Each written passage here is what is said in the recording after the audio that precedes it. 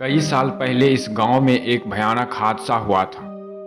गांव के सारे लोग एक रहस्यमय बीमारी से मारे गए थे और तब इस गांव में कोई नहीं रहता था।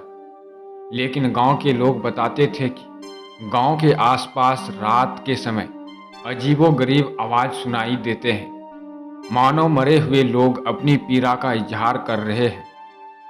रघु एक युवा पत्रकार था जिसने पुरानी जगह और रहस्यमय घटनाओं के बारे में लिखने का शौक था। उसने कई लोगों से कोलागढ़ गांव के बारे में सुना था, लेकिन उसने इसे अफवाह मानकर कभी गंभीरता से नहीं लिया था। वह ऐसे लोगों में से था जो हर चीज का सबूत चाहते थे। जब कुछ साथियों ने इस गांव के रहस्य के बारे में उसे बताया, तो उसने तय कर लिया था कि वह खुद वहां जाकर उस गांव का सच का पता लगाएगा और सच्चाई को दुनिया के सामने लाएगा। हाँ, अगर उससे पहले अगर आप सब्सक्राइब नहीं किए हैं तो सब्सक्राइब जरूर कर लीजिए। इसी तरह के इंटरेस्टेड कहानी सुनने के लिए और वीडियो को लास्ट तक जरूर देखिए। रघु ने अपने तीनों दोस्त समीर, अनीता और विशाल के साथ इस यात्रा पर जाने का निर्णय लिया। उन्होंने एक जीप किराए पर ली और कोलागढ़ की ओर निकल पड़े।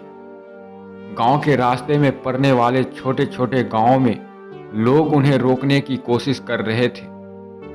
एक बूढ़े आदमी ने चेतावनी देते हुए कहा, कोलागढ़ मत जाओ बेटा, वह गांव मर चुका है, लेकिन वहां की आत्माएं अभी भी जिंदा है। जो वहां जाता है वापस नहीं आता है। रघु और उसके दोस्त ने इन बातों पर हंसते हुए कहा, ये सब अंधविश्वास है। हम किसी चुड़ैल या भूत में यकीन नहीं करते। हम वहां जाएंगे और वापस आकर आपको बताएंगे कि ये सब झूठा है। जब वे कोलागढ़ के करीब पहुंचे तो मौसम अचानक बदल गया। घने काले बादल आसमान में छाए और चारों ओर सन्नाटा पसरा था। रास्ता सुनसान था, अजीब लग रहा था। जैसे ही उन्होंने गांव में कदम रखा, उन्होंने एक भयानक ठंड महसूस हुई जो उनके शरीर को झकझोर रही थी। हर तरफ टूटी फूटी झोपड़ियों, जर्जर मकान और बिखरे हुए पुराने सामान दिखाई दे रहे थे। गांव के बीचों बीच एक पुराना कुआं था जिसके बारे में कहा जाता था कि गांव के लोग इसी कुएं से पानी पीते थे और यह वह जगह है जहां बीमारी की शुरुआत हुई थी।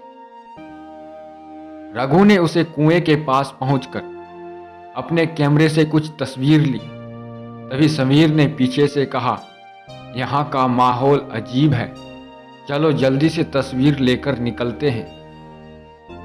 लेकिन रघु की उत्सुकता बढ़ती जा रही थी।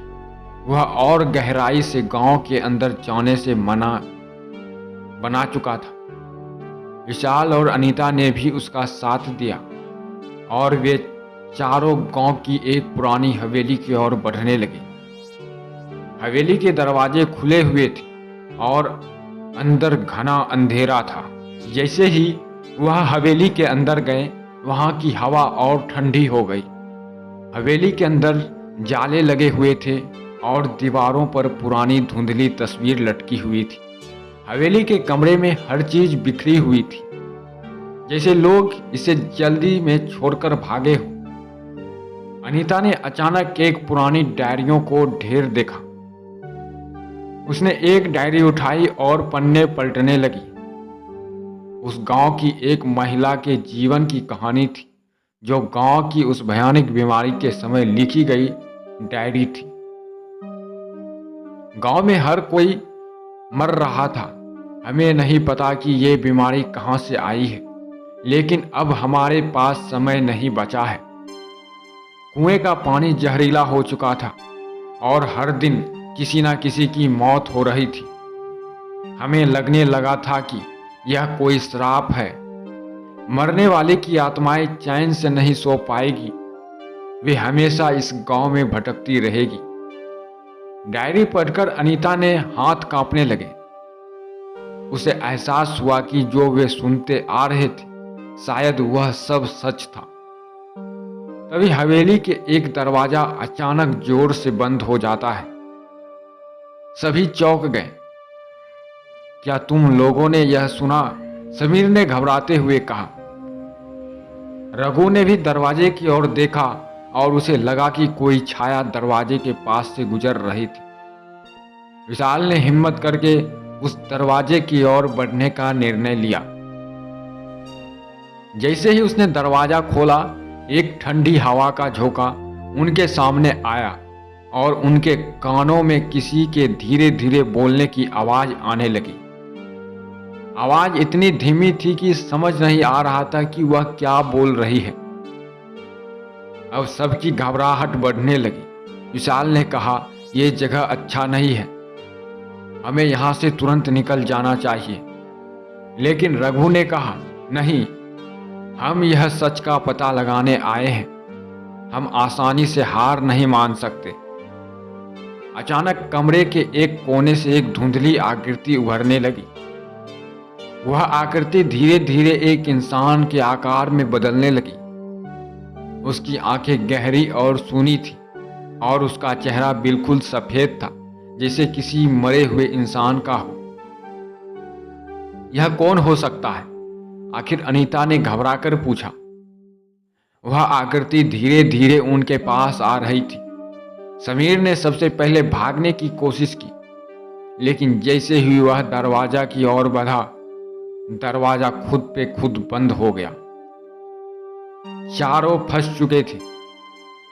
आकृति अब पूरी तरह से साफ हो चुकी थी। वह एक महिला की थी जिसकी आंख में नफरत और दर्द भरा था। वह महिला धीरे धीरे बोलने लगी, तुम लोग ने हमारी शांति भंग कर दी। हम यहां मरने के बाद भी फंसे हुए हैं। कोई भी इस गांव में नहीं आ सकता और जो आता है वह यहां से जा नहीं सकता। रघु और उसके दोस्त के चेहरे पर डर साफ दिखने लगा था। विशाल ने हिम्मत जुटाकर कहा, हमें माफ कर दो, हम यहां से चले जाएंगे। हमें नहीं पता था कि यहाँ क्या है। लेकिन महिला की आवाज और कड़क हो गई, यहाँ से कोई नहीं जा सकता। हम इस गांव में हमेशा के लिए बंद है और अब तुम भी बंद हो जाओगे। तभी हवेली के चारों ओर से अजीब अजीब आवाज आने लगी। दीवार से खरोचने की आवाज और जैसे कोई दरवाजा को खटखटा रहा है। अचानक चारों ओर सैकड़ों आत्माएं दिखने लगी, जो धीरे धीरे उनकी ढेर बढ़ने लगी। रघु ने हिम्मत जुटाकर अपना कैमरा निकाला और तस्वीर लेना शुरू कर दिया, लेकिन तस्वीर में कुछ भी साफ नहीं आ रहा था। केवल अंधेरा में तैरती हुई आत्मा अब उनकी जान पर न आई थी। वे भागने का कोई रास्ता ढूंढने लगा। समीर ने खिड़की की ओर इशारा किया, हम खिड़की से कूदकर बाहर जा सकते हैं। चारों ने हिम्मत करके खिड़की से बाहर छलांग लगाई और गांव से बाहर भागने लगे। आत्माएं अभी भी उनका पीछा कर रही थी। उन्हें लगा कि वे भी जिंदा बाहर नहीं जा पाएंगे। भागते भागते वो एक गांव के बाहर बने मंदिर के पास पहुंचे। मंदिर के पास पहुंचते ही आत्माएं अचानक रुक गई। मंदिर की घंटियां तेजी से बजने लगी और आत्माएं धीरे धीरे हवा में घुलने लगी। रघु और उसके दोस्त मंदिर के सीढ़ियों पर गिर गए। उनकी सांसें तेजी से चल रही थी। उनकी जान बच गई, लेकिन वह डर उनके चेहरे पर साफ झलक रहा था। वे जानते थे कि अब दोबारा इस गांव का रुख कभी नहीं करेंगे। उन्होंने अपने जान बचा ली थी, लेकिन जो कुछ उन्होंने देखा और अनुभव किया वह उनकी जिंदगी का सबसे डरावना अनुभव था। इसी तरह के इंटरेस्टिंग वीडियो देखने के लिए चैनल को सब्सक्राइब जरूर कर लीजिए और एक लाइक जरूर कीजिए। मिलते हैं अगले वीडियो के साथ।